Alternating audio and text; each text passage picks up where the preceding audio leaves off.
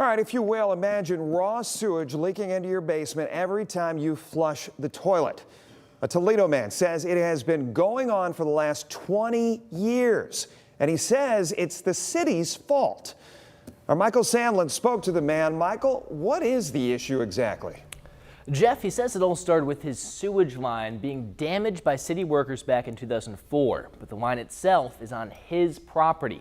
So he says the city wants him to pay the bill to fix it.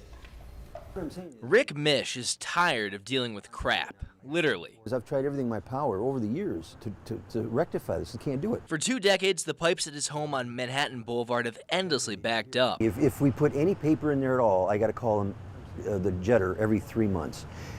We haven't been putting any paper down the line, so we haven't had to call him for a year. Now they have to collect their used toilet paper in containers and dispose of it separately, all to avoid another leaking mess. Mish tells me it's made him miserable, and he says he can pinpoint when it all started, to a city construction project in his back alley. There was all these construction equipment here and a backhoe.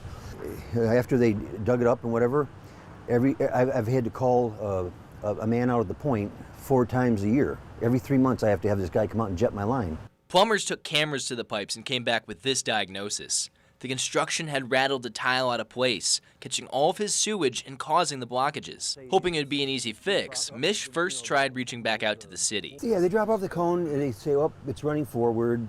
The water's running forward, so it's on your side of the property line, so you have to pay to have it fixed. But the price tag to fix the pipes, $10,000, is well outside the budget of his limited income.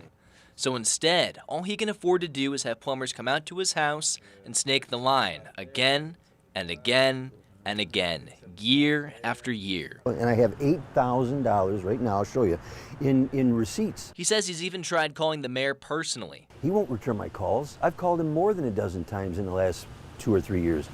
So he won't call. So now he's turned to WTOL 11, hoping someone will hear his struggles and actually have a way to help. I wanted to prove that I had gone everywhere, done everything I could do on my own, and I had run up against a brick wall.